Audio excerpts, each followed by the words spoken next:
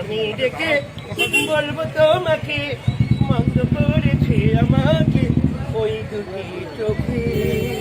আমার এগুলো আনন্দ আসছে একটাই কারণ, যে আমি সব সময় মনের মধ্যে আমি আনন্দ ধরে রাখি, সেই আনন্দটা আমি বাইরে প্রকাশ করি। সেই কারণে আমি করোনাকে আমি ভয় পাই না। আর করোনাকে আমি হাত জোড় করে বলেছি, ও করোনা তুমি আমায় ধরো না।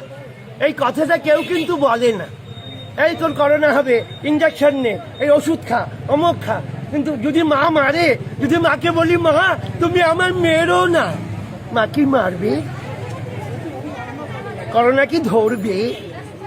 তা এরকম ভাবেই কাটিয়ে দিতে চান? একদম সারা জীবন। না না, এই যে আংশিক লকডাউন, এতে এই তো জীবন।